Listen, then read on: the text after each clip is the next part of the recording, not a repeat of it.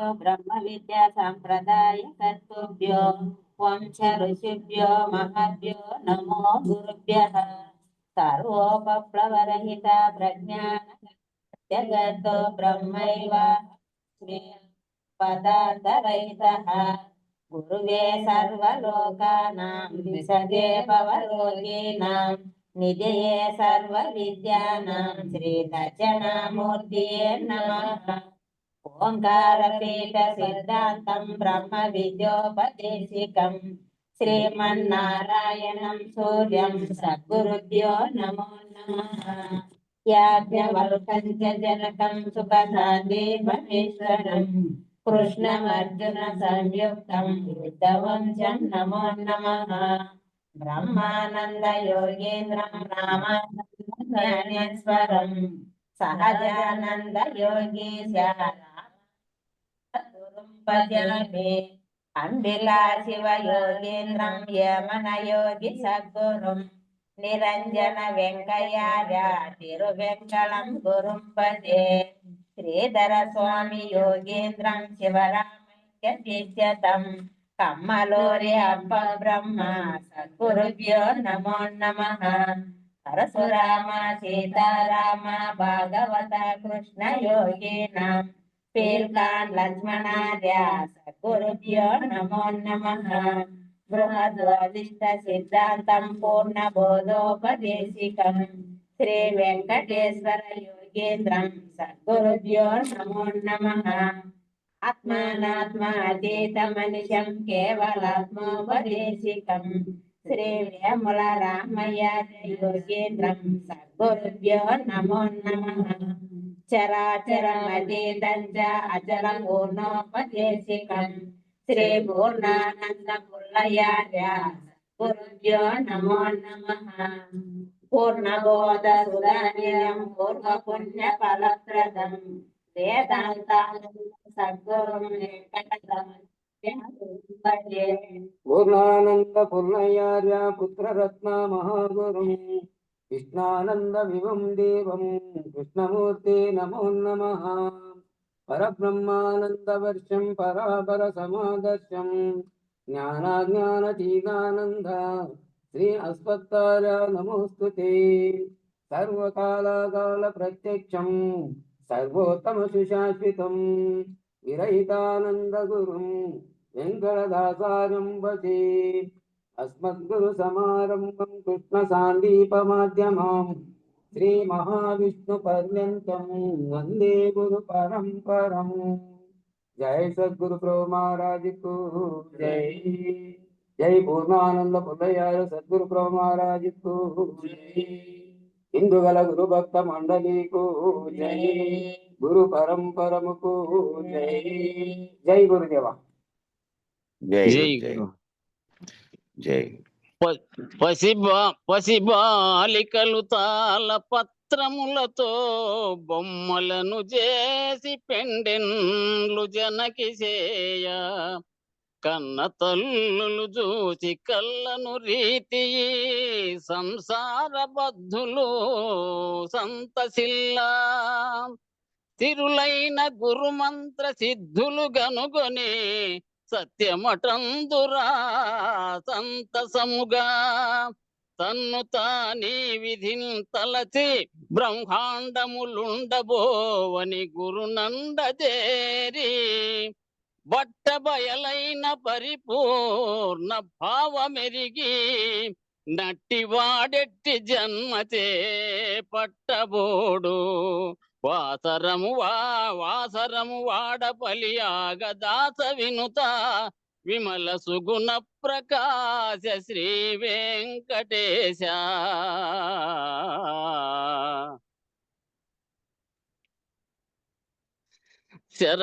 శరణు మీ శరణములు గురువే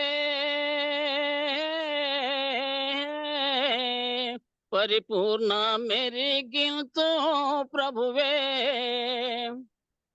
కడు భక్తితో నిన్ను కాపాడుమని నన్ను కడు భక్తితో నిన్ను కాపాడుమని నన్ను అడుగాక అడిగేదా అడుగాక అడిగేదా నడిపించు నా తండ్రి నడిపించు నా తండ్రి శరణు మీ శరణములే గురువే పరిపూర్ణ మెరిగించు ప్రభువే జనన మరణములను జగతి ప్రవాహమున జనన మరణములను జగతి ప్రవాహమున మునిగి తేలుచునుంటి మునిగి తేలుచునుంటి మూలంబుగనకుంటి మూలంబుగనకుంటి శరణు మీ శరణములే గురువే పరిపూర్ణ మెరిగించు ప్రభువే సాధనంబున ముక్తి సాధించుదామంటే సాధనంబున ముక్తి సాధించుదామంటే వేదాంత రహితంబు వేదాంత రహితంబు ఎరుకనే నయ్యుంటి ఎరుకనే నయ్యుంటి శరణు మీ శరణములే గురువే పరిపూర్ణ మెరిగించు ప్రభువే ధ్యాన ధ్యానములెరుక జ్ఞాన జ్ఞానములెరుక ధ్యాన ధ్యానములెరుక జ్ఞాన జ్ఞానములెరుక నేను మేనులు ఎరుక నేను మేనులు ఎరుక ఈ ఎరుక విడిపించు ఈ ఎరుక విడిపించు శరణు మీ శరణములే గురువే పరిపూర్ణ మెరిగించు ప్రభువే సప్తభూతములకు సాక్షి భూతుడవివు సప్తభూతములకు సాక్షి భూతుడవివు సగుణ నిర్గుణ రహిత సగుణ నిర్గుణ రహిత సద్గురు చంద్రమా సద్గురు చంద్రమా శరణు మీ శరణములే గురువే పరిపూర్ణ మెరిగించు ప్రభువే వాద భేదములేని బోధ స్వరూపుడవు వాద భేదములేని బోధ స్వరూపుడవు ఆది అంత్యములేని ఆది అంత్యములేని అశరీరుడవు దేవా శరీరుడవు దేవా శరణు మీ శరణములే గురువే పరిపూర్ణ మెరిగించు ప్రభువే పుడమి పూర్ణానంద ఓ పుణ్య పురుషుడా పుడమి పూర్ణానంద ఓ పుణ్య పురుషుడా వేడుచున్నాడిదిగో వెంకటాచలమయ్యా వేడుచున్నాడిదిగో వెంకటాచలమయ్యా వెంకటాచలమయ్యా శరణు మీ శరణములే గురువే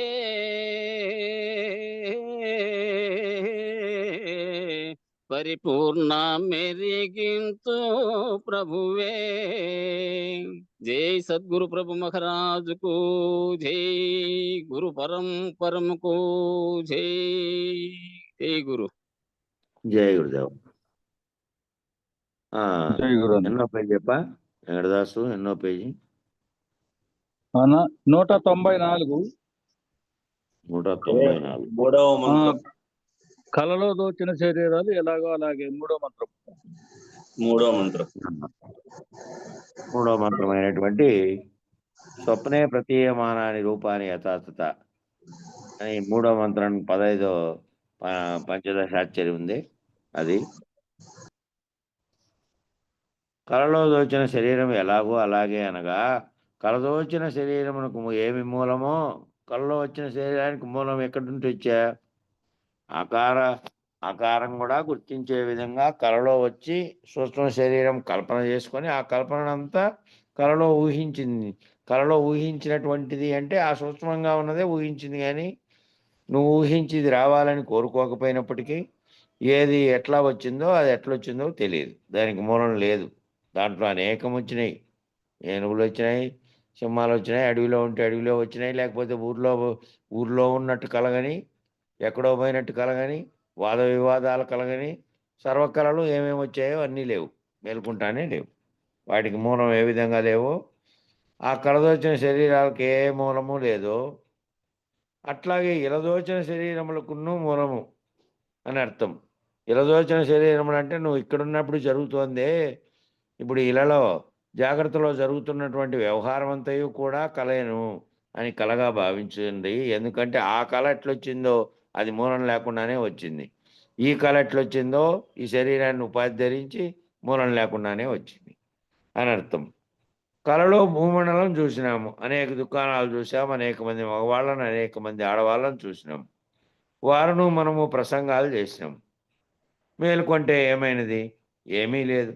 వచ్చేటప్పుడు ఎక్కడ నుంచి వచ్చిరి, తిరిగి ఎక్కడికి పోయిరి, ఎవరు రప్పించిరి, ఎవరు పొమ్మనిరి, అలాగే నీ రాకడా నీ ఉనికి.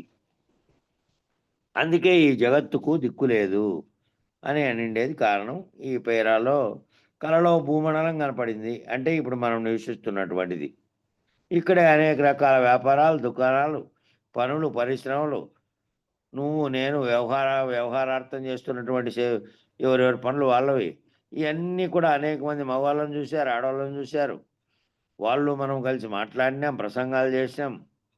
ఇవన్నీ కళలోనే చేసాం అనుకోండి. ఇప్పుడు జాగ్రత్తలో చేస్తున్నవన్నీ కళలో చేసి మేల్కొంటే ఏమైంది? కళ ఒక్క నిమిషంలో అవన్నీ కళలోనూ నిజం కాదని తేలిపోయింది, ఏమీ లేదని తేలిపోయింది. మరి వచ్చేటప్పుడు ఎక్కడి నుంచి వస్తుంది? కళలోకి ఎట్లా వచ్చారు వాళ్ళు? మళ్ళీ తిరిగి ఎక్కడికి పోయిరి, ఎవరు రప్పించిరి వాళ్ళకి కళ్ళే రమ్మని, ఎవరు పొమ్మన్రి? అట్లే నీ రాకడా, నీ ఉనికి, నీ పోకడా, ఈ మూడు కూడా మూలం లేకుండానే వర్తి పోతున్నాయి. వచ్చినప్పుడు ఈ వచ్చిండేది నేనున్నానని భావించి కర్తగా ఉంటేనేమో కర్మల్ని మూటగట్టుకుంటుంది, చేసిన కర్మల యొక్క ఫలితాన్ని అనుభవించడానికి మళ్ళీ ఉపాధులు ధరించుకుంటూ పోతుంది. కాబట్టి నీ ఉనికి లేకుండా అయిపోయేటువంటి మార్గం ఏమిటి అంటే, నేనని గుర్తెరుగుతున్నటువంటి చైతన్యం ఏ మూలం లేకుండానే వచ్చిందని దాన్ని రహితపరుచుకుంటే అశరీర గురుమూర్తి దగ్గర పోయి తాను ఈ శరీరం మామూలుగా ఉన్నప్పటికీ మామూలు శరీరం, దాంట్లో గుర్తెరుగుతున్నటువంటి ఆత్మ అనేటువంటి ఆ మూలం లేని గుర్తెరిగే శరీరం ఏ విధంగా వచ్చిందో దాన్ని గుర్తును రహితం చేసుకుంటే, అది కర్తగా ఉండకుండా చేసుకుంటే, ఇది ఉన్నప్పటికీ అది ముక్తమైతే, గుర్తెరిగేది కనుక రహితమైతే అదే విత్తనం కాబట్టి అదే రహితమైపోతే అప్పుడు ఈ శరీరం ఉన్నప్పటికీ ఈ శరీరం దాని గుణమే క్షీణించడం కాబట్టి, జడమైంది కాబట్టి, అది సంకల్పించేది లేదు కాబట్టి, సంకల్పించేది దాని ఆవరణలో ఉండి సర్వమును సంకల్పించి సర్వమునకు కారణమవుతుంది కాబట్టి, నువ్వు కర్మ చేయడానికి కూడా కారణం అదే అవుతుంది కాబట్టి దాన్ని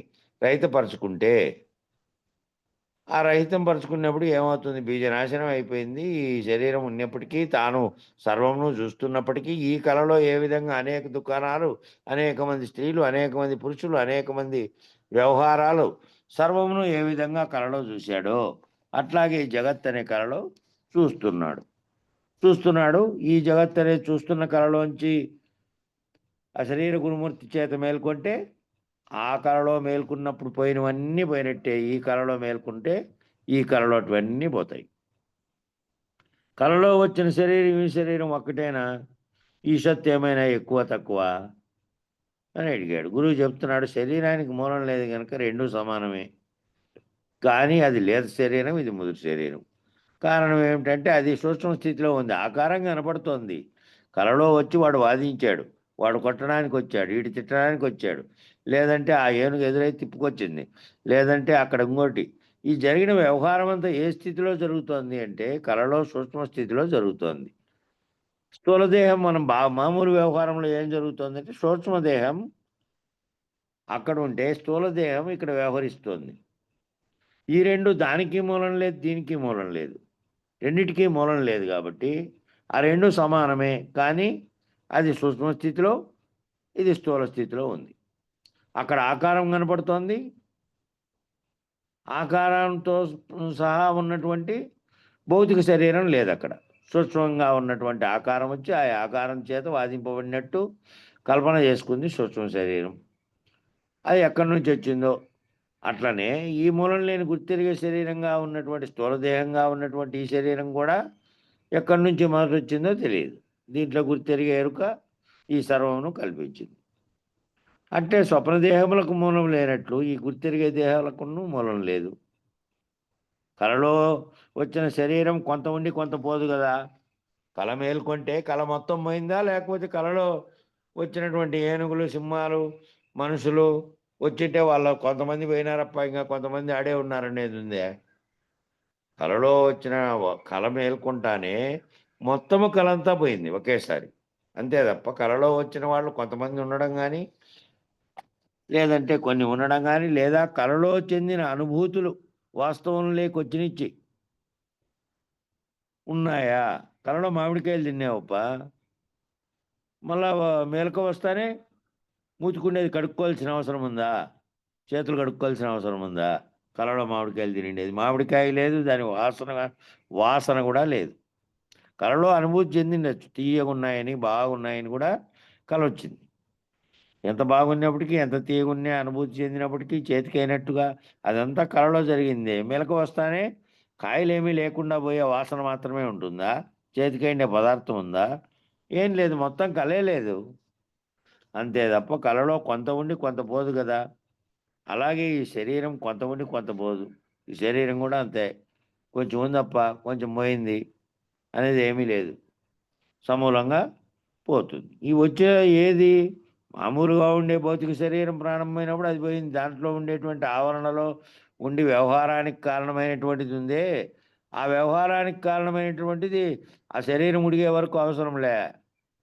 మంచి గురుమూర్తి పాదం దొరికితే ఆ గురుమూర్తి అట్టివాడైనటువంటి అశరీరుడుగా ఉన్నటువంటి, అంటే తాను వ్యవహారికంలో కూడా అట్టివాడుగా ఉన్నటువంటి చాలా గట్టివాడైనటువంటి గురుమూర్తి కావాలి. పరిపూర్ణ గురుమూర్తి కూడా తాను ఆ విధమైనటువంటి భావాన్ని నీకు చెప్పగలిగి మూలం లేని దాన్ని గుర్తెరిగేదాన్ని రహితం చేస్తే ఉన్నది యథాతథంగా ఎప్పటికీ సృష్టి ఉన్నా లేకపోయినప్పటికీ ఉన్నది. అది ఎట్లాగో ఉన్నది. దాంట్లో దీనికి ఏమి, ఇవన్నీ కూడా సర్వ వస్తువుల యందు, నీ యందు, నా యందు అంతటా ములుగు సందు లేకుండా అది ఉన్నప్పటికీ అది దీనితో స్పందన చెందదు. కాబట్టి ఇది పోతే అది యథాతథంగా ఉన్నది, దీనికి స్థానమే లేదు. ఇదే సర్వకల్పనలకు మూలమైనటువంటి కారణమైనటువంటిది. కాబట్టి అటువంటి గురుమూర్తి పోతే ఈ గుర్తెరిగే శరీరం పోతే అయిపోయింది, ఇంకా ఆ కళ పోయింది. కళలో వచ్చింది కొంత లేకుండా పోయినట్టు ఈ మూలం లేకుండా వచ్చి వ్యవహారం చేస్తున్నటువంటి ఈ సర్వ గ్రంథములు చేసి, సర్వశాస్త్రములు చేసి, సర్వలోకములకు అన్ని కార్యకారణాలన్నింటినీ ఊహించి కల్పించి రాసి అన్నీ చేసినటువంటిది కూడా లేదు, అదే లేదు ఇంకా. కాబట్టి దాన్ని సమూలంగా అది గురుమూర్తి చేత పోగొట్టుకుంటే ఇది కొంచెం ఉంటుంది, అది మాత్రమే పోయిందనిలే. ఇది ఉన్నా దీంతో వ్యవహరిస్తున్నటువంటి నువ్వు దీంతో స్పందన చెందవు, తాదాత్మ్యం చెందవు. నీ కళ్ళ ముందర జరుగుతున్నప్పటికీ, వ్యవహారం అంతా ఉన్నప్పటికీ ఆ తాదాత్మ్యం చెందే స్థితి లేదు. చేస్తున్నప్పటికీ, వ్యవహారం అంతా చేస్తున్నప్పటికీ కర్తవ్యం కూడా కాదు. నేను చేస్తున్నానని సంకల్పించినప్పుడే కదా, సంకల్పించి ఈ చేసినది నాకు కావాలి ప్రతిఫలం కూడా, నేను కర్తను మళ్ళీ నేనే భోక్తను అనేటువంటిది ఉంటేనే అది వస్తుంది. అది మొత్తంగా పోయినప్పుడు ఏంది లేదు, కొంత ఉండి కొంత పోయేది లేదు. వచ్చేటప్పుడు ఎంత వచ్చిందో అంతా ఏమీ లేదు, కళలో వచ్చేటప్పుడు ఏమొచ్చిందో అదంతా లేదు. స్వప్నంలో వచ్చిన శరీరం పుణ్యపాపం చేసిందా లేదా అని అన్నీ వ్రాసుకున్నవారు ఎవరు? స్వప్నంలో చేసిండేది స్వప్నంలో చేసింటే ఇంకా కొంతమంది చేస్తున్నారు. ఇప్పుడు కొంతమంది స్వప్నంలో నాకు అది వచ్చింది, ఎందుకు వచ్చిందో ఏమోనమ్మా, పొద్దున్నే పోయి దాంట్లో నన్ను మునిగి ఆడ అభిషేకం చేయించొస్తాను అని మామూలుగా ఈ భక్తి పత్రికలు ఉన్నాయి కదా, ఆ పత్రికలో ఎవరో ప్రశ్న వేయంగా నేను చూసా, చదివా అది. స్వామి నాకు నేను రాత్రి ఇట్లా కల వచ్చిండా, పొద్దున్నే మరి ఏం చేస్తూ దానికి పరిహారము ఏదో ఒకటి చేయాలి కదా స్వామి, లేకపోతే నాకేదో భయంగా ఉంది. భయమైనటువంటి కళ వచ్చినప్పుడు కళ ఎక్కడి నుంచి మూలం లేకుండా వచ్చింది, కళని తోసిపుచ్చకుండా అది ఏమవుతుందో మళ్ళా కళలో పాపం చేసిందే పుణ్యం చేసిందే, ఆ కళలో దేవుడు ఎదురింటి కొట్లాడినావా లేకపోతే ఇంకోటి జరిగింది, ఆ కళలో వచ్చిండే దేవుడు మళ్ళా గుర్తుపెట్టుకొని పోయి నిన్నేమన్నా చుట్టుపట్టుకొని మళ్ళా అడుగుతాడా? ఇంతమైనటువంటి ప్రశ్నలు వేసేవాళ్ళు దాంట్లో, ఆ పత్రికలో. దాంట్లో వేసి స్వామి ఇట్లా ఏం చేయాలి నేను అంటే, ఇంకా ఆ స్వామి ఒకటి సూచించడం, నువ్వు ఇవన్నీ చేయపోమ్మా, ఏ సమయంలో వచ్చింది మళ్ళీ దానికి నక్షత్రాలు ముహూర్తం మళ్ళీ ఇన్ని రకాలు. కాబట్టి విచారించేవాడి కళలో అంతా పోతుంది, మొత్తం పోతుంది. కళలో వచ్చిన శరీరము పాపం చేసింది కాబట్టి ఆ పాపం యొక్క కర్మలు అనుభవించడానికి ఉందే, అనుభవింపజేస్తుందే.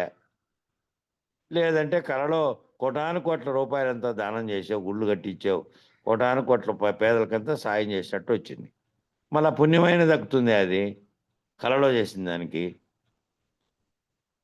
అట్లాగే కళలో చేసిన పాపానికి పుణ్యానికి రెండింటికి ఏమిది లేదు, నువ్వు కర్తవు. అక్కడ కళే లేదు, మొత్తంగా కళే లేకుండా పోయినప్పుడు దాంట్లో వచ్చినటువంటి పుణ్యపాపాలన్నీ ఉన్నాయి, లేకపోతే చేసినవన్నీ ఉన్నాయి, నువ్వు కర్తగా లేవు. అక్కడ ఊహించింది మూలం లేకుండా వచ్చింది, వ్యవహరించింది సర్వము మేలుకుంటానే ఏమీ లేదు.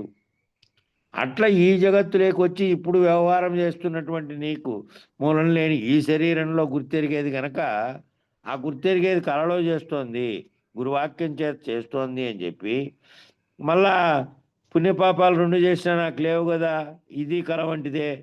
కాబట్టి ఈ కళలో ఉన్న వాళ్ళని కొడితే వీళ్ళని తిడితే అన్నామనుకో, ఇది కావాలని చేస్తున్నది, నువ్వు సంకల్పిస్తున్నది ఏదైతే ఉన్నదో అది రహితం చేసుకోవాలంటే వ్యవహారికంలో కూడా ఇది కళలాగే భావించాలి తప్ప వానిపైన ఉన్న కోపం వీనిపైన ఉన్న ప్రేమ ఇవి ప్రత్యేకంగా చూసినప్పుడు ఇది ఒక రాగంగా మారుతుంది.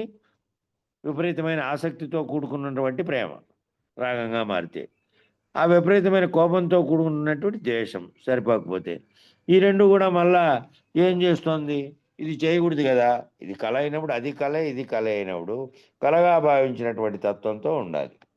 కాబట్టి అట్లా కళలో వచ్చిన దానికి ఏ విధమైన చర్యలకు కారణం లేకుండా వచ్చినాయి, మళ్ళీ దాని ఫలితం కూడా లేవు, పుణ్యానికి కానీ పాపానికి కానీ. కళలో చేసిన దానికి, వ్యవహారంలో చేసిన దానికి కూడా లేదు. వ్యవహారం అనేది ఒక కళ జరుగుతోంది అనే భావన నీకు కలిగి ఈ ఈ ముందర విచారించేవారు ఎవరు? ఇవన్నీ రాసుకున్నవారు ముందర విచారించేది ఎవరు? అది వేరే కాదు, ఇది వేరే కాదు, ఒక్కటే వ్యాపారం, ఉనికి ఒక్కటే, కొనకేమీ లేదు. ఈడ ఉనికి ఉన్నట్టుగా తెలుస్తున్న దాన్ని ఉనికి లేకుండా చేసుకుంటే ఆ కళలో వచ్చిన దాన్ని ఏ విధంగా మేలుకుంటానే పోయిందో, ఈ వ్యవహారంలో వచ్చి చేస్తున్నటువంటిది ఉనికి కలిగి అహంకరించినది, నేనన్నది, జగత్తు అంతా చూసింది, దాంతో తాదాత్మ్యం చెందింది ఏదైతే ఉన్నదో దీని వ్యాపారం కూడా ఆ కళ వంటిదే. ఇది ఉన్నంతసేపు వ్యవహారం చేస్తూ ఉంటుంది. ఈ వ్యవహారానికి ఈ తెర మీద ఆడుతున్న నాటకాన్ని తెరదీసే గురువు ఎవరంటే అశరీరుడైనటువంటి గురుమూర్తి అయితే, నీకు మళ్ళీ ఉండాలి ఇది. ఆ తెర తీసుకొని ఆ తెర మీద ఆడుతున్న నాటకాన్ని ముగించడానికి నువ్వు సిద్ధపడి ఉండాలి. ఈ నాటకం జరిగేదానికి సిద్ధపడకుండా కొంచెం కొంచెం వినేది, కొంచెం కొంచెం చేసేది కాదు, సమూలంగా పోవాలి. సమూలంగా పోయేదాకా నేను ఆ గురువు యొక్క ఆ వాక్యాన్ని పట్టుకొనే ఉంటాను అనేటువంటి స్థితిలో ఉండాలి. అట్లుంటే అప్పుడు ఏంది ఇది లేనిది, ఈ విధంగా అన్ని శరీరాలు మూలం లేని ఆ కళలోకి పోయినట్టే ఈ గురుమూర్తి ఇలలో జరిగిన దానికి అంతటికీ నీకు ఉదాహరణలు చెప్పి ఇవన్నీ చెప్పిన దాంట్లో వివరం అంతా చెప్పి ఇది కూడా కళే చేస్తాడు. ఈ కళ ఇది అది కళ అయినప్పుడు ఏది ఉంది?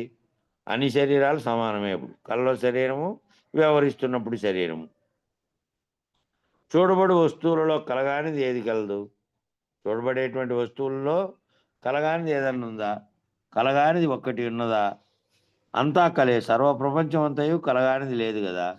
సర్వప్రపంచము కలవలే ఉంది, కలగానిది కాదు. సర్వము కలలే, అన్నీ కలలే. ఆ కళలో ఎన్ని రకాల వ్యవహారాలన్నీ వస్తున్నాయో ఈ కళలో అనేక రకాల వ్యవహారాలన్నీ వస్తున్నాయి. అన్నీ నిజాన్ని కొనుక్కుంటే అబద్ధాలే, అన్నీను అసత్యాలే.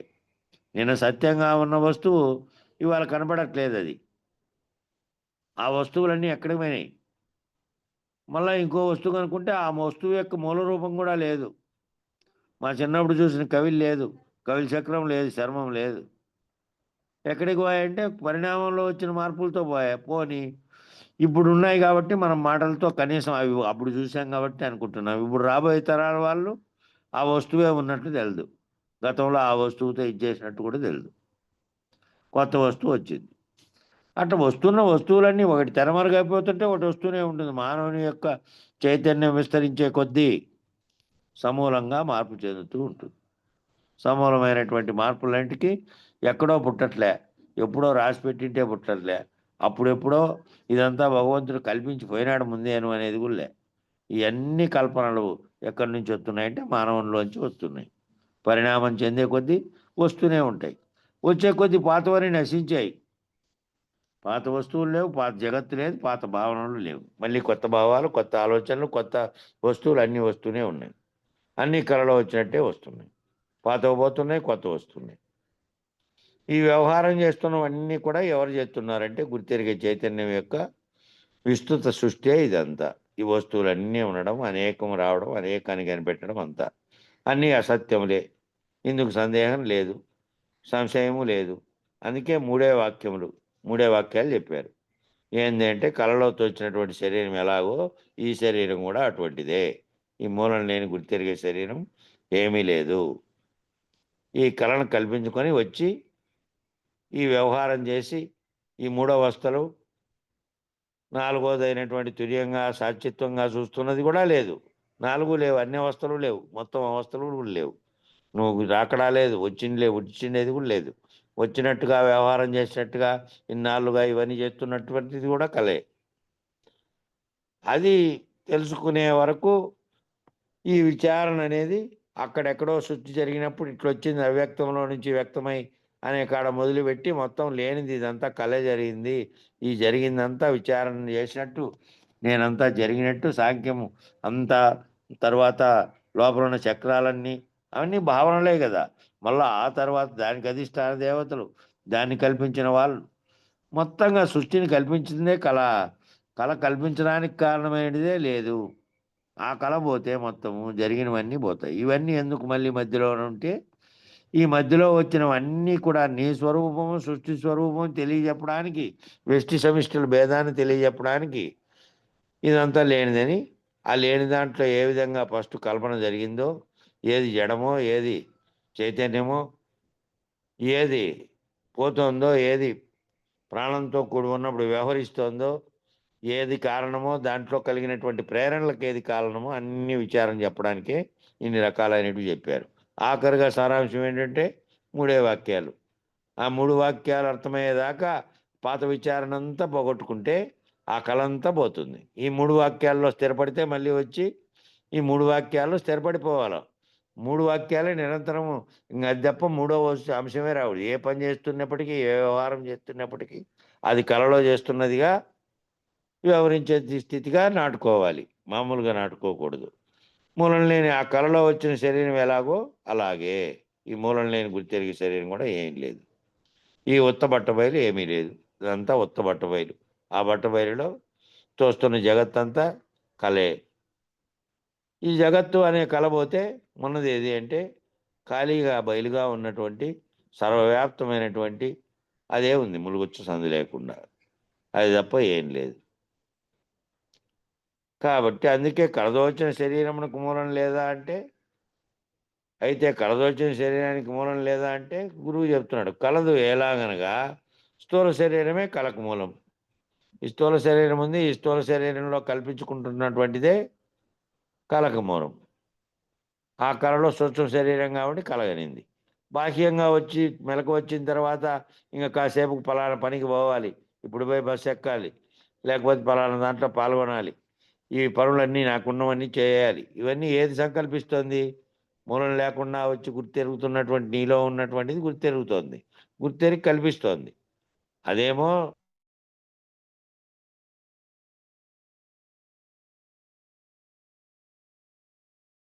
కలగనింది. అక్కడ అనేక వస్తువులు, అనేక మంది, అనేకమన్నీ వచ్చినాయి. ఈ శరీరం ఉంది, ఈ శరీరం ఉంటే కలగంటుంది. గాఢ నిద్రావస్థ కలగంటుందే, మూర్ఛ వచ్చినప్పుడు కలగంటుందే, మరణం సంభవించినప్పుడు కలగంటుందే, కలగనట్లే కదా. అప్పుడు శరీరం ఉంటే శరీరంలో ఉండే స్వచ్ఛం శరీరం పనిచేసి కలగనింది. కాబట్టి స్థూల శరీరమే ఆ కళకు మూలం అయితే శరీరం లేకపోతే కళ రానే రాదు. మరి శరీరం ఉన్నప్పుడు శరీరం ఉండి శరీరం వ్యవహరిస్తున్నప్పుడు శరీరం మేలుకుంటే ఈ వ్యవహారం అంతా జరుగుతుంది కదా. జాగ్రత్తలో జరుగుతున్నటువంటి కళ ఇది. ఈ జాగ్రత్తలో జరుగుతున్న కళను కూడా శరీరం ఉన్నప్పటికీ ఈ శరీరానికి ఇది ఆవరణగా ఉండి జడమైనటువంటి శరీరంలోనే చైతన్యమైనటువంటి గుర్తెరిగేది ఉండి ఆ గుర్తెరిగేది ఈ కళను వ్యవహరించే కళనంతా చేస్తుంది. మరి కళదోచిన శరీరం ఎటువలనో అటువలనే మూలం లేని గుర్తెరిగే శరీరం ఏమీ లేదు. ఇదే సిద్ధాంతం. ఇందుకేమీ సందేహం లేదు. అన్ని గ్రంథముల సారం ఇదే. కాబట్టి ఆ కళదోచిన శరీరాలలాగట్టే మేలుకుంటే ఏ విధంగా లేవో ఈ దీని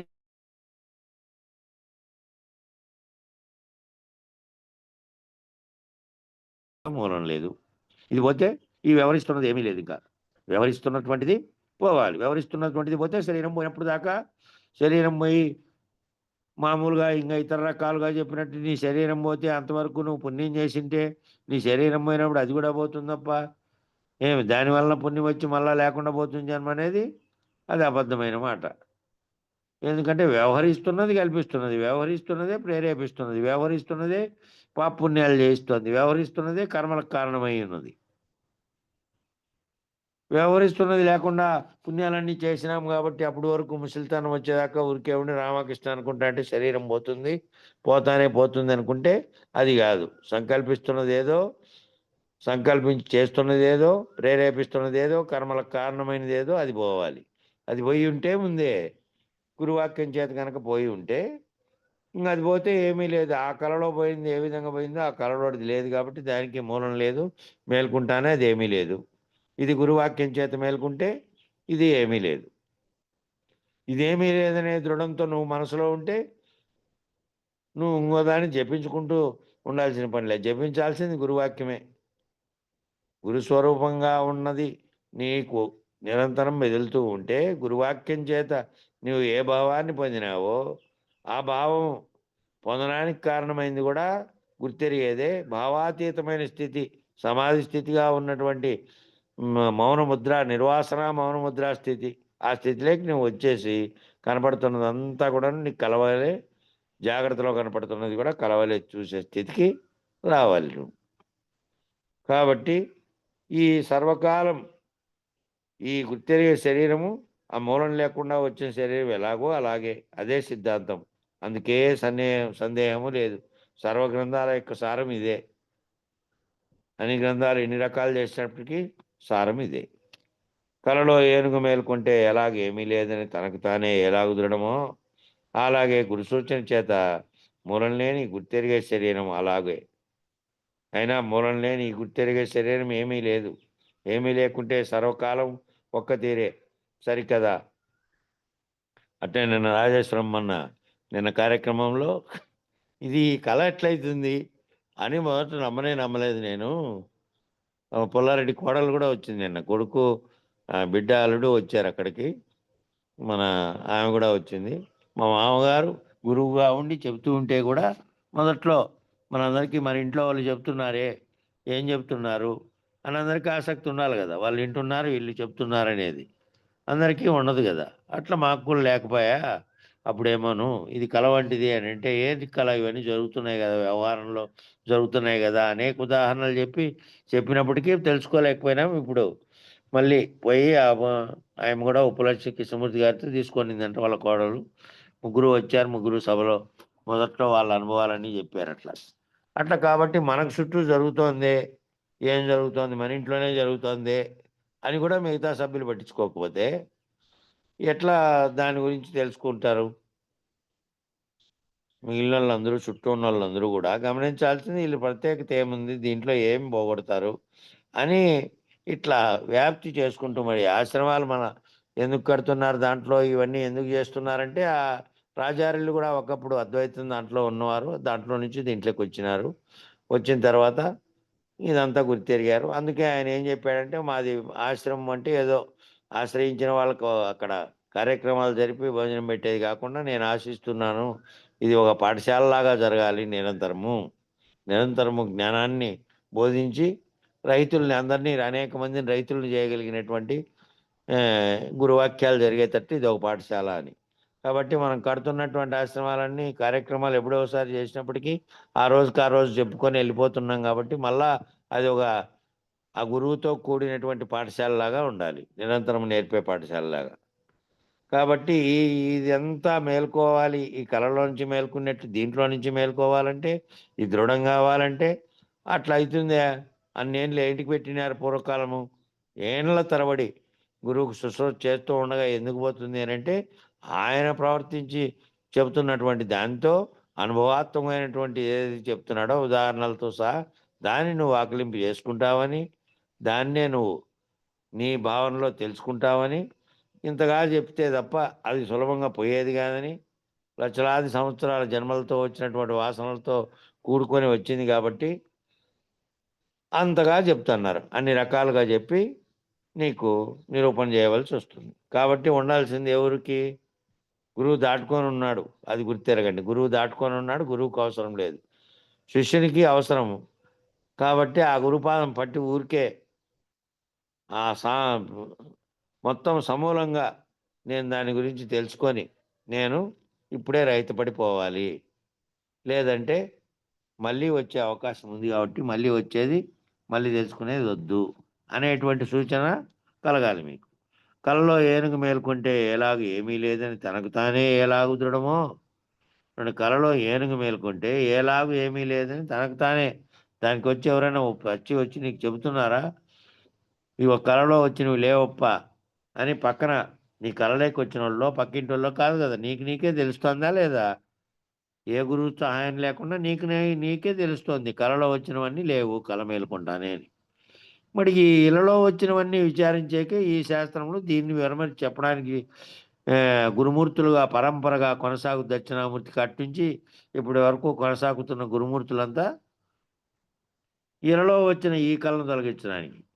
కళలో వచ్చింది ఏమీ లేదని నీకు దృఢమైనట్టే, అలాగే గురు సూచన చేత మూలం లేని గుర్తెరిగే శరీరం అలాగూ ఆయన అదేవిధంగా ఈ మూలం లేని గుర్తెరిగే శరీరము లేనిది అని గురువాక్యం చేతి తెలుసుకొని ఈ బుట్ట బట్టబయలు మాత్రమే ఉన్నది, బయలులో ఏమీ లేదు మరొక దానికి, అన్నీ దాని అందే ఉన్నప్పటికీ దానికి దీని మీద ఏ విధంగా లేదో, ఇది ఉన్నదని కానీ ఇది జరుగుతున్నదని కానీ ఇది అంతటా నిండి ఉన్నటువంటి తనకు స్వతసిద్ధంగా ఉన్నటువంటి తనకు అది ఉన్నట్టుగాని వచ్చినట్టు పోయినట్టు పరిణామాలు జరిగినట్టు కూడా లేదు కాబట్టి, అది ఏ కళను చెందలేదు కాబట్టి, కళ చెందుతున్నది నువ్వు కాబట్టి, నువ్వు ఆ స్థితిలో పరిపూర్ణ ఏ స్థితిలో ఉన్నదో ఏ కళ లేకుండా ఏ దానికి కారణం కాకుండా ఆ స్థితి ఆ భావస్థితి నువ్వు పొందాలి నీలో.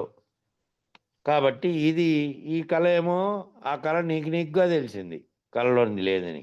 జగత్తుగా తోస్తున్నటువంటి వ్యవహరిస్తున్నటువంటి ఈ కళ గురు సూచన చేత కనుక ఈ కళ లేనిది, మూలం లేని గుర్తెరిగే శరీరం ఆ కళలో వచ్చినటువంటి శరీరం లాంటిదే అని గురువాక్యం చేత కనుక నువ్వు మేలుకుంటే, మూలం లేని గుర్తెరిగే శరీరం ఏమీ లేదు. ఏమీ లేకుంటే సర్వకాలం ఒక తీరే, సర్వకాలము ఒక తీరే. ఇంకా అదేమీ లేదు. ఏం జరిగినప్పటికీ, సుఖదుఖములు జరిగినప్పటికీ, వ్యవహార రీత్యా నీకు అనేకంగా ఆనందకరమైనవి దుఃఖకరమైనవి అన్నీ కూడా కళే. ఆ కళలో ఏ విధంగా అన్ని రకాలుగా వచ్చింది కదా, ఆ కళ కూడా తిన్నట్టు భోంచేసినట్టు అనుభవించినట్టు వ్యవహరించినట్టు పాపం చేసినట్టు పుణ్యం చేసినట్టు ఎన్ని రకాలైనటువంటి కళ వచ్చిందో అంతా అవుతుంది. ఏ విధంగా అయిందో ఈ కళ కూడా వ్యవహరిస్తున్నటువంటి దాంట్లో అనేకం వచ్చే ద్వంద్వాలన్నీ కలిగినప్పటికీ దానితో తాదాత్మ్యం చెందే స్థితి లేకుండా, దాంతో అంటకుండా దానికి సంగరహితంగా ఉన్నటువంటి స్థితిలో నువ్వు ఉండాలి. ఇది లేనిదే ఈ కళంతా జరుగుతున్నటువంటిది. గురువాక్యం చేత మూలం లేదు దీనికి కూడా, మూలం లేని గుర్తెరిగే శరీరం ఇదంతా కల్పించింది. ఏమీ లేకుండా ఉంటే సర్వకాలం ఒక్క తీరే ఉన్నది, తనకు తానే దృఢం కావాలి. ఆ సర్వకాలం ఈ కళ లేనిది అనే దృఢంతో ఉండాలి. ఆ దృఢం ఏమీ లేకపోవాలి, ఆ దృఢం కూడా ఏమీ లేకుండా పోవాలి. ఆ దృఢాన్ని ఆ దృఢం చెబుతున్నది కూడా ఎరుకే నీలో ఉన్నదే, గుర్తెరిగేదే దృఢం చేసుకోవాలి. దృఢం చేసుకుని లేకుండా అయిపోయి ఆ దృఢం కూడా పోవాలి. అనగా కళలో ఎంత పెద్ద ఏనుగైనా సరే శాశ్వతంగా ఉండదు కదా. చాలా పెద్దది, చాలా చిన్నది. చిన్న బుల్లి ఏనుగు వచ్చింది కళలో, లేదంటే పెద్ద పర్వతం అంతది వచ్చిందే కూడా కళలో వచ్చింది ఏమీ లేదు. పెద్దదైనా సరే శాశ్వతంగా ఉండదు. గుట్టంత బంగారం కనపడిని చూసినా శాశ్వతంగా ఉండదు కదా. గుట్టంత బంగారం చూసినా కూడా శాశ్వతంగా ఉండదు కదా. కళలో భూమండలంలో చూసినాము, ఆ భూమండలం శాశ్వతంగా ఉండదు కదా. వచ్చిన వారికి మూలం లేదు కదా. ఒకవేళ కళలో కాదు వ్యవహారంలో చేసినప్పటికీ, వ్యవహారంలో మనకు పిల్లప్పుడు పాఠాలు మాకు ఉండే దాంట్లో ఒకటి గుర్తుంది నాకు అనుకో. అదే ఊరి వెలుపల ఊరి వెలుపల పిసినారి ముసలి ఒకడు పసిడి దాచిపెట్టాడు ఊరి వెలుపల. అప్పుడు దొంగల భయం ఉండేది కాబట్టి గుంత తవ్వి దానికి గుర్తుగా ఒకటి పెట్టి దాని మీద గుండె ఎత్తి వచ్చేవాళ్ళు. అక్కడ ఎవరు చూడకుండా చూసుకుంటూ ఉండేవాళ్ళు. మళ్ళీ అప్పుడప్పుడు పోయి దాన్ని చూసి వచ్చేవాళ్ళు. అది ఉందే లేదా, నేను బంగారం దాచిపెట్టింటాడా అని. కళలో బంగారం కళలో బంగారం గుట్టేమో కళ అనుకుందాం. వ్యవహారంలో బంగారం గుట్ట పెట్టాడంటే వాడు మామూలుగానే సంపాదించి కష్టపడి తిని కొడకుండా.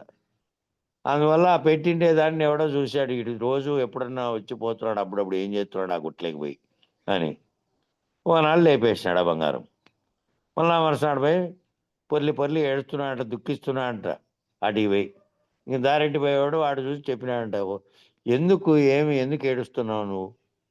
పొరలోకి ఇవ్వవు, కుడువవు, పొరలోకి ఇవ్వవు, నువ్వు తినవు, తెచ్చేడు పెట్టి చూసుకుంటా ఉంటావు ఇన్నాళ్ళు. ఇప్పుడైనా మించినది ఏమి గలదు? పసిడి గలచోట ఒక పెద్ద బండపాతి కాంచుచున్ను నిత్యంబు కాంచుతీరా అని పద్యం అది. ఇప్పుడైనా ఏముంది, నువ్వు పోయిందని ఎందుకు పడతావు? ఎందుకు పొర్లి ఏడుస్తున్నావు? ఆడ పైన బండ పెట్టావు కదా, ఈ బండ కింద నాది ఉందని. ఇప్పుడు కూడా ఆ బండ పెట్టి పైకి కనపడేటట్టు ఒకటి దాన్ని చూడు. అది నిత్యము అక్కడ ఉన్నదని అనుకో, నువ్వు ఎట్లాగో తీసి ఖర్చు పెట్టేది లేదు కదా. ఆ పసినంతా నేను సంపాదించిందంతా ఆడే ఉందని అనుకో. ఆ కాంచు తీరేదాకా బాగా ఆనందం చెందు ఆడుందని. అంతే. ఎప్పుడో టపామని పోయినావు కదా, మధ్యలో పోయినావు, ఆడ దాంట్లో బూడిచిపెట్టావు, మధ్యలో పోయినావు. మీ ఇంట్లో వాళ్ళకి చెప్పలే, ఎవరికి చెప్పలే. ఆడుండింది ఎక్కడ పోయినావు మనులో అట్లే ఇప్పుడు కూడా అనుకో అని చెప్పినాడు వానికి. ఆ పోయి రోజు ఎందుకు చూసి వచ్చేది ఆడ గుంతలో పూడిసని. అట్లా బంగారు గుట్ట కనపడింది అనుకో, గుట్ట కళలో పెద్ద గుట్ట ఒకటేసారి 10 తులాలు 5 తులాలు కాదు, వందలాది లక్షలాది టన్నులు ఉంటాయి గుట్టలు. అట్లా కనపడితే అది కళలో కనపడినటువంటి గుట్టంత బంగారం చూసినా శాశ్వతంగా ఉంటుందే. కళలో భూమండలంలన్నీ చూసినాము, దానికి భూమండలం అంతా శాశ్వతమా? లేదంటే కళలో నువ్వు ఆ భూమండలానికి అంతా చక్రవర్తి అయినట్టు కళ వచ్చింది, నీ కింద అంతా అనేక మంది రాజులు మంత్రులు పనిచేస్తున్నట్టు వచ్చింది అనుకో, అదంతా కళ తేలిపోతానే లేదు. వచ్చిన వానికి మూలం ఏమీ లేదు కదా. ఉన్నంతసేపు ఎవరి ఆశ ముందర పడదు కదా. ఉన్నంతసేపు మేలుకొంటే ఏమై ఒక్కసారి అన్నీ అవన్నీ ప్రవేశించేదానికి స్థానం ఏమీ లేదు కదా. ఆ కళలో బంగారం లేదు, భూమండలం లేదు. ఇవి వచ్చినవన్నీ ఎట్లొచ్చినాయో తెలియదు. ఆ వచ్చినట్టే మూలం లేకుండానే వచ్చింది పోయింది, మేలుకుంటానే ఏమీ లేదు. అట్లా వ్యవహారంలో జరుగుతున్నటువంటి ఈ కళలో ఇలలో వస్తున్నటువంటి ఈ కళను పరిపూర్ణ గురుమూర్తి తప్ప ఎవరు తొలగించలేరు. ఆ తొలగించే శక్తి సామర్థ్యాలు కలిగినటువంటి పరిపూర్ణ గురుమూర్తి తాను వాళ్ళ గురువు ద్వారా పొంది తాను నిశ్శేషంగా భావరహితంగా నిర్వాసన మౌనముద్రా స్థితిలో తాను ఉండడమే కాక కొంతమందికైనా ఈ సర్వభ్రాంతులను కల్పించుకున్నటువంటి వాళ్ళే కదా, ఈ సర్వ మతములను కల్పించుకున్నటువంటి వాళ్ళే కదా ద్వేషిస్తున్నది. ఈరోజు ప్రపంచం అంతా అట్టుడికి పోయేలాగా యుద్ధాలు చేసుకుంటున్నది.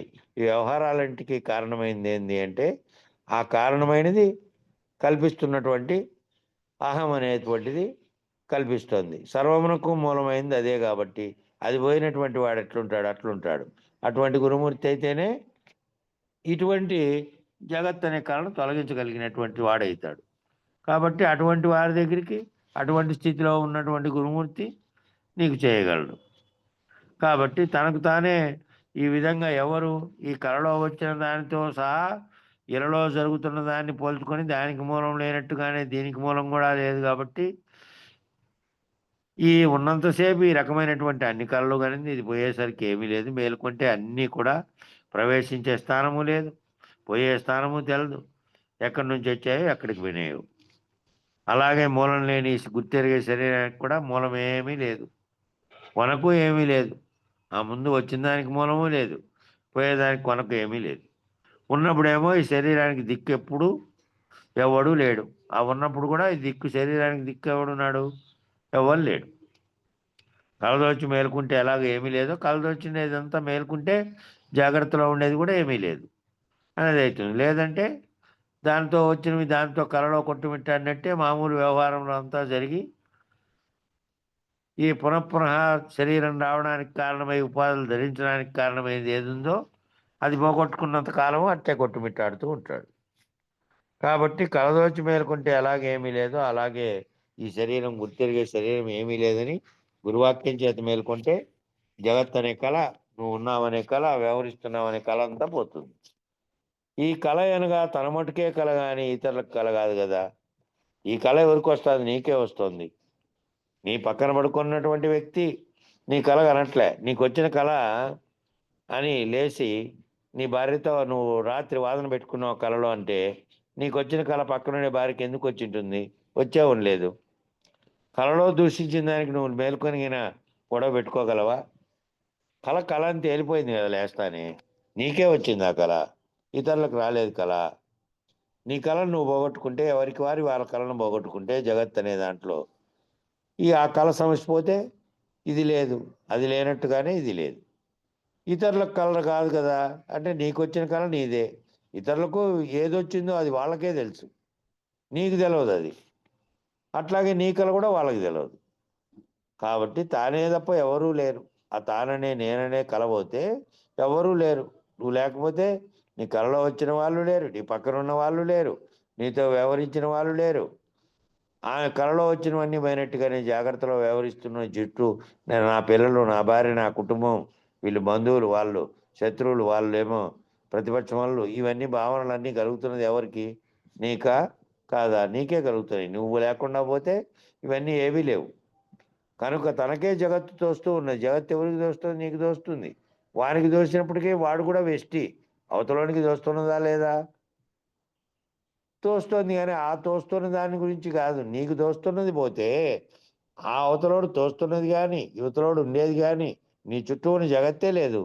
నీ కళ నువ్వు పోగొట్టుకుంటే ఎవరికి ఏం జరుగుతుందో కూడా దాంతో నీకు పని లేదు ఇంకా. కాబట్టి తనకే ఈ జగత్ తోస్తూ ఉంది. జాగ్రత్త అంతైనూ దట్టమైన కళ. వ్యవహారం చేస్తున్నటువంటి కళలో కానీ కళలో వచ్చినటువంటివన్నీ మళ్ళీ మెలకువలో ఆ కళలో వచ్చినవి లేవు, దానికి మూలం లేదు. కళలో అనేకమన్నీ వ్యవహారం జరిగింది. అన్ని గంట సేపు రాత్రి అంతా 2-3 సార్లు నాకు కళలే వచ్చినాయి, అన్నీ ఏవేవో వచ్చినాయి, ఇక నిద్రే పట్టలేదు అని చెప్తూ ఉంటారే. ఏవేవో వచ్చిన కళలన్నీ మేలుకుంటానే నిజానికి లేనట్టుగానే జాగ్రత్తలో వచ్చినటువంటిదంతా కూడా దట్టమైన కళ. అదేమో 2-3 సార్లుగా ఒక్కో రోజు ఒక్కోసారిగా అట్లా వచ్చి పోయింది, మేలుకుంటానే లేదు. బట్ ఎప్పుడో నిన్నటిది కూడా గుర్తులేదు. నిన్నటిది అయితే అప్పుడు మేలుకున్నప్పుడే ఆ కళ పోయింది, నీకు మెలకు వచ్చింది. మరి చిన్నప్పటి నుంచి వచ్చిన కళలన్నీ గుర్తున్నాయా?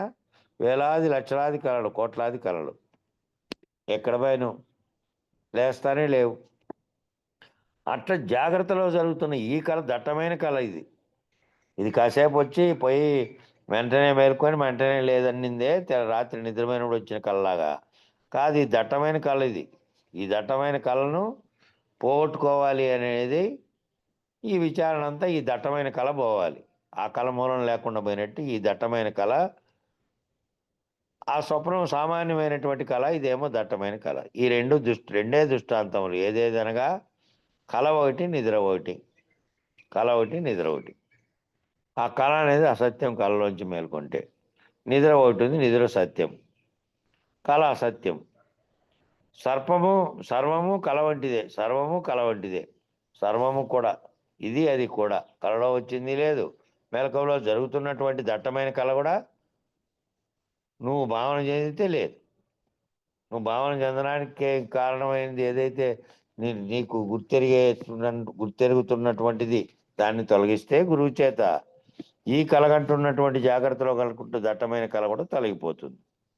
కాబట్టి అది ఇది రెండూ లేనివే, రెండూ కూడా అబద్ధమైనవే. కాకపోతే ఇది అబద్ధమైనది చూస్తున్నది జరుగుతున్నది కదా అని నువ్వు అనుకోవచ్చు, కానీ దీంట్లో నుంచి కూడా గాఢ నిద్రావస్థలోకి పోయినావు. ఈ పగులు జరిగిన కళ అంతా ఎక్కడ పోయా? రేపు సాక్షిగా ఉండి సాక్షిత్వ స్థితిలో ఆత్మ ఉంటుంది కాబట్టి మేలుకొని మళ్ళీ నిన్నటి వరకు ఉన్న జ్ఞాపకాలను గుర్తిరుగుతుంది. మరణించినప్పుడు అది పోయి ఇంకో ఉపాధి ధరించినప్పుడు ఈ కళలో సుదీర్ఘంగా కలిగిందంతా ఎక్కడ పోయా? అక్కడ పోయి గుర్తు చేసుకుంటోందే. ఇప్పుడు ఈ శరీరం ఉన్నప్పుడే ఈ జాగ్రత్తలో ఉన్నటువంటి కళలోది ఏ విధంగా లేదు అని రెండూ అసత్యంగా ఉన్నాయో అట్లా ఈ రెండు అసత్యమే. ఆ కళ, ఈ దట్టమైన కళ రెండు అసత్యం అనేది గురువాక్యం చేతను గుర్తెరిగి కళగా దీన్ని తొలగించుకుంటే ఇది లేదు. సర్వము కళ వంటిదే కానీ నిక్కము కాదు. అది కూడా ఆది కానీ ఇది కానీ కళ వంటిదే కానీ నిజమైతే కాదు. సర్వార్థములు మనస్సంభవములని భాగవతమునందున కలదు. భాగవతంలో ఏమి సర్వార్థములు మనస్సంభవములు, సర్వము ఏర్పడినటువంటి జగత్తుతో సహా ఈ చర్చిస్తున్నటువంటి సర్వార్థములు అన్నీ కూడా మనస్సు చేత కల్పించబడినాయి, మనస్సు చేత సంభవం అవుతున్నాయి. మనస్సులో పుడుతున్నటువంటివి అవి మనస్సంభవాలు. అవి ఆ మనస్సుతో కలిగినటువంటివే కానీ వేరు కాదు. మనస్సు లేకుండా ఉంటే మనసే లేకుండా అమనస్కము అని అంటే మనసు లేకుండా పోవడం. మనసే అన్నిటికీ కారణమైనది. ఆ మనసుకు ప్రేరేపిస్తున్నది ఒకటి ఉంది. ఆ మనసుకు ప్రేరణ కలిగిస్తున్నటువంటి ఆత్మ అనేటువంటి చైతన్యమే సర్వవ్యాప్తమైనది. అదే మనసులను కలిగిస్తుంది, దాంట్లో ప్రేరణ కలిగిస్తున్నది అదే. అది వేరువేరుగా ఏం కాదు. వారు చెప్పుకోవడానికి అంతరంగంలో ఉన్నటువంటి అంతరంగ చతుష్టయం అన్నారు. ఆ చతుష్టయం 4 కలిపి ఒక్క రూపమే. ఆ 4 ఒక్కటే. ఆత్మ నుంచి వెలువడుతున్నటువంటి ప్రకాశం చేత వ్యవహరిస్తున్నవే అవి. వేరువేరు సందర్భాలను బట్టి పేరుగా మార్చారు, వేరువేరు పేర్లు.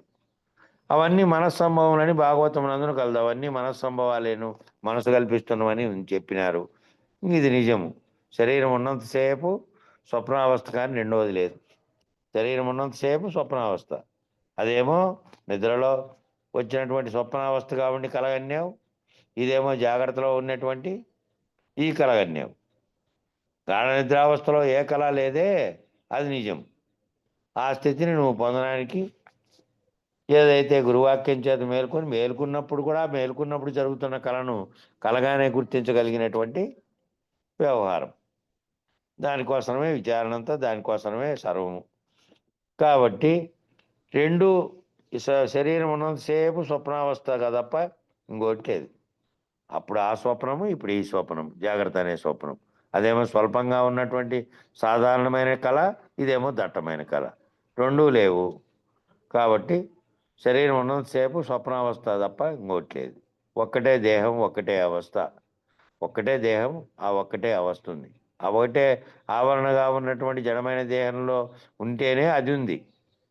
అది ఉంటేనే ఇది వ్యవహరిస్తోంది. రెండు ఒక్కటిగా ఉండే పనిచేస్తున్నాయి. కాబట్టి ఒక్కటే అవస్థ. 4 అవస్థలు, 4 దేహములు లేవు. 4 అని చెప్పేకి ఈ విచారణ అంతా 4 దేహాలుగా ఎందుకు చెప్పారు అంటే, ఈ కనుక్కున్నటువంటి దేహంలో జరుగుతున్నటువంటి చర్యల యొక్క చేష్టలన్నీ వివరంగా చెప్పాలంటే ఇది ఈ అవస్థ ఇది ఉంది, ఈ అవస్థలో ఇది చేస్తుంది, ఈ అవస్థలో ఇది చేస్తుంది. ఈ అవస్థలు అన్నింటినీ గుర్తిరిగినటువంటి స్థితి లేకపోయినప్పుడు ఈ అవస్థలకు మీరినటువంటి స్థితి లేకపోతున్నావు కదా. తుర్యంగా ఉన్నప్పుడు వీటన్నింటినీ గుర్తిరిగే స్థితిలో ఉన్నప్పుడు, సాక్షిత్వ స్థితిలో దాన్ని కూడా పోగొట్టుకొని తుర్యాతీతంగా ఉన్నప్పుడు ఈ అవస్థలే లేవు. అవస్థలే లేని స్థితిని గుర్తిరిగే కోసం, ఈ అవస్థల్లో జరిగినవన్నీ లేవని చెప్పే కోసం ఇవన్నీ అనేక రకాలుగా చెప్పవనివన్నీ ఆఖరుగా లేనివని చెప్తున్నారు. అందుకనే సాంఖ్యశాస్త్రంలో చెప్పినప్పుడు కానీ, తారకంలో చెప్పినప్పుడు కానీ ఆ గుర్తిరిగే కోసం నీకు నీ స్వరూపమంతా విశ్వస్వరూపమంతా తెలియబడే కోసం చెప్పబడిన తర్వాత అది కళ అని చెప్పి గురువాక్యం చేతి తెలుసుకున్న తర్వాత అవన్నీ కలగానే ఒక్కసారిగా నేను పుట్టనే లేదు, విశ్వము పుట్టనే లేదు, కనబడుతున్నటువంటి ప్రపంచం లేనే లేదు, ఈ రాకడా పోకడలే లేవు, ఈ 4 అవస్థలు లేవు, ఇక పుట్టినది చర్చించింది కలగన్నది అన్నీ లేవు, సర్వము లేవు. సర్వశూన్యమైనటువంటి సర్వము లేవనే స్థితిలోకి వచ్చిన తర్వాత మళ్ళీ అంతకుముందు విచారించింది ఎందుకు విచారించమన్నారంటే అందుకు విచారించమన్నారు. విచారించిన దాన్నంతా వదిలేయమన్నారు. దాంట్లో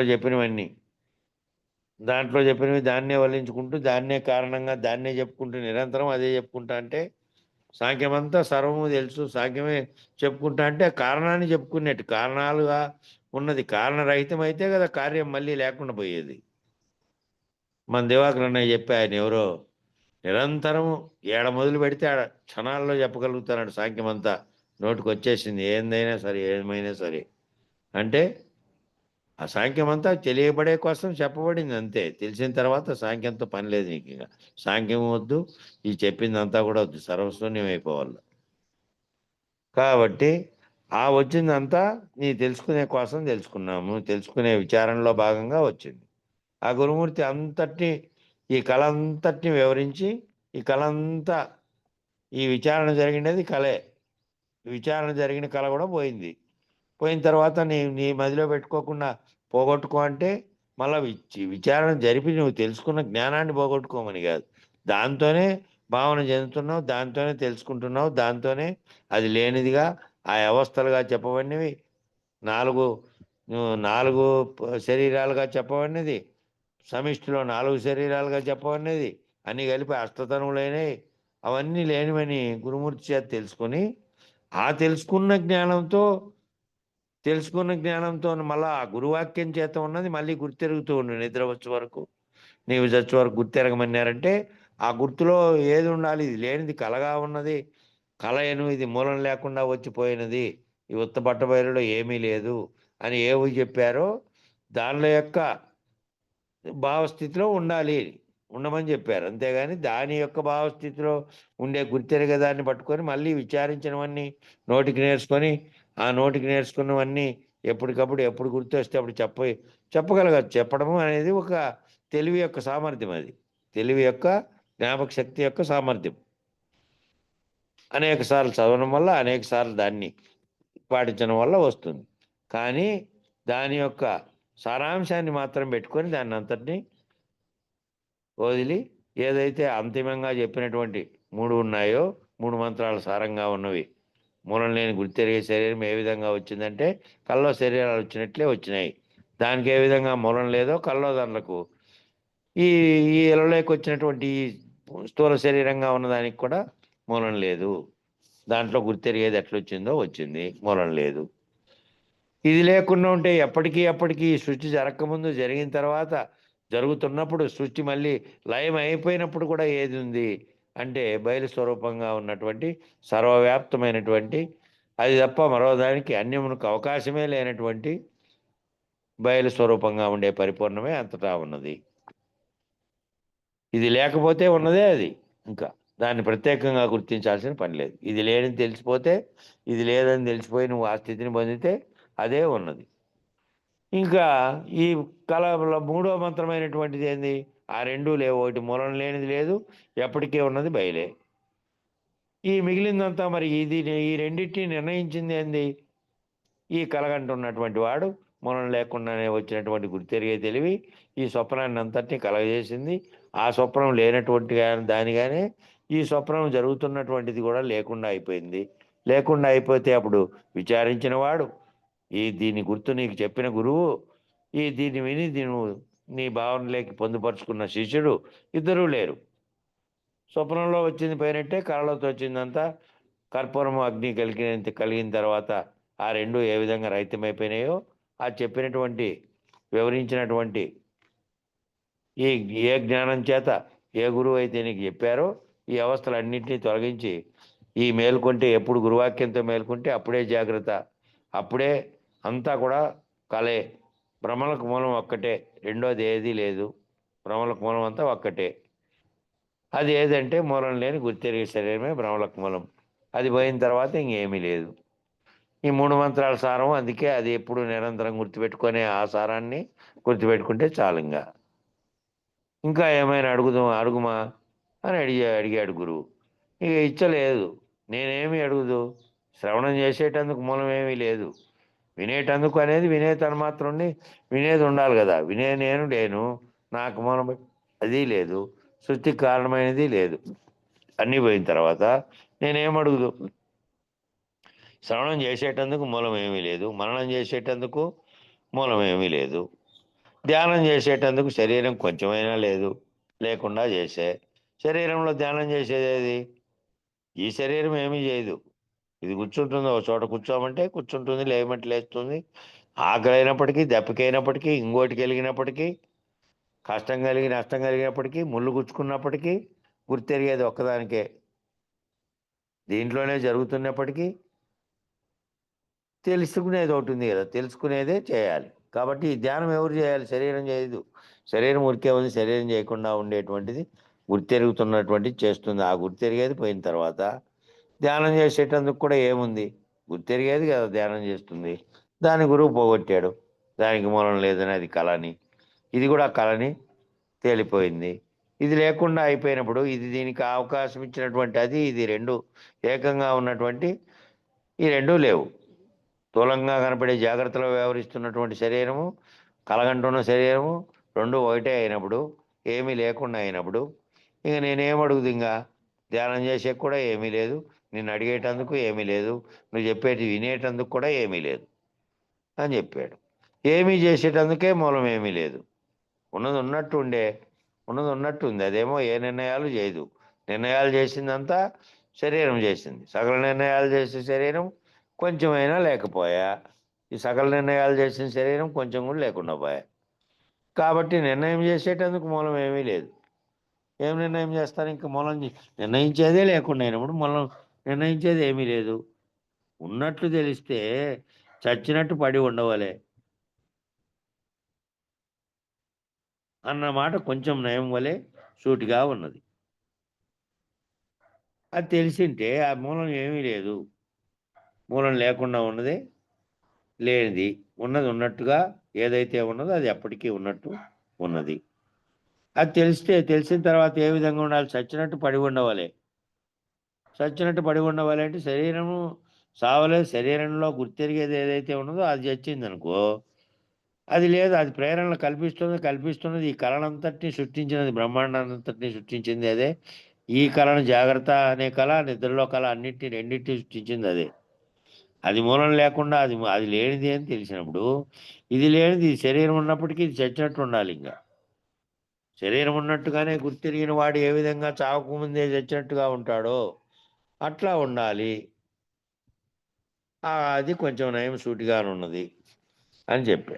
ఈ 3 మంత్రములను 3 తాళపు చెవులుగా చేసి మాయ అనే ఆవరణమును తొలగించే మూలం లేని గుర్తెరిగే శరీరం అను దర్వాజా రెక్కలు విరిసివేయ మార్గమే విచారణ అనేది ఆఖరుగా ఉన్నటువంటి అంశము. అది రేపు చదువుదాం, సమయం సరిపోయింది ఇక్కడికి. మంగళం చెప్పండి. జై సద్గురు ప్రభు మహారాజుకు జై. శ్రీకరంబైనట్టి ఓంకార పీఠమున ప్రాకటంబుగ హరి బానునకును ఏకముగ వెలిగేటి యజ్ఞవల్కి మరియు దోకతో రాజ ఋషి జనకపతికి జయమంగళం నిత్య శుభమంగళం జేతు జయమంగళం మహోత్సవ మంగళం శుద్ధ తత్వజ్ఞోడ సుఖయోగికి నిత్య సత్కర్మ మార్పుడ సాందీపునకు సిద్ధముగ పూర్ణుడ శ్రీకృష్ణమూర్తి నివర్తికత అర్జున ఉద్ధవులకు జయమంగళం నిత్య శుభమంగళం జేతు జయమంగళం మహోత్సవ మంగళం శ్రీమించి వెలిగేటి శ్రీధర స్వామికి దుర్బించు శివరామ దీక్షతులకు కామితత్వములిచ్చు గణహప్ప బ్రహ్మకు వేమారు శ్రీ సీతారాములకు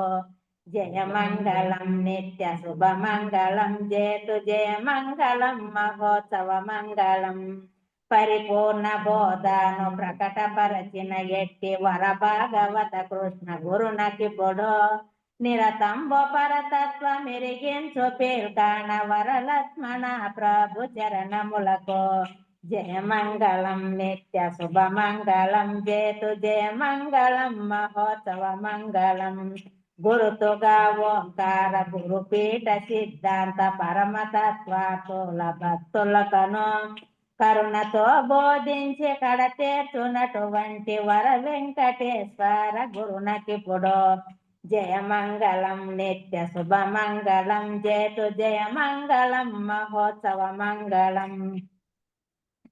భూమ అచలం బాని భువిలోన బోధించి పామరత్వము జిమ్మి ప్రేమ నేలే కామితత్వము లెచ్చు కడతేర్చునటువంటి వేమారు వేమూల రామయ్యకో జయమంగళం నిత్య శుభమంగళం జేతు జయమంగళం మహోత్సవ మంగళం. ఎల్ల కాలములందు ఎడతెగని బ్రహ్మము తెల్లముగ శిష్యులకు తేటపరచి యుళ్ళ మోరంజెల్లో కళ్ళ ఎరుకను మాన్పు పల్ల పోతుల పుల్ల యారులకును జయమంగళం నిత్య శుభమంగళం జేతు జయమంగళం మహోత్సవ మంగళం. వేద వేదాతీత వేద్యమౌ గురు బోధ వేమారు శిష్యుల కిరిగించియో వేదనలు బాపేత మోదంబు చేకూర్చి వేదాంత వెంకట రమణయ్యకో జయమంగళం నిత్య శుభమంగళం జేతు జయమంగళం మహోత్సవ మంగళం. ఎరుక మరపోలేని అచల పరిపూర్ణంబు నిరతంబు భక్తులకు బోధపరచే మరపు ఎరుకుల భ్రాంతి మరి వేగ విడిపించి వెంకటేశ్వర హార గురునకిప్పుడు జయమంగళం నిత్య శుభమంగళం జేతు జయమంగళం మహోత్సవ మంగళం. నీకు మూలముగాక నాకు మూలము లేక లోకలోకము ఎల్ల ఏకముగను ప్రాకటంబైనట్టి పరిపూర్ణ బ్రహ్మను జోకతో తెలిపే గురుపీఠమునకు జయమంగళం నిత్య శుభమంగళం జేతు జయమంగళం మహోత్సవ మంగళం. జయ సద్గురు బ్రహ్మ మహారాజుకు జై. జై గురమ్మ జై.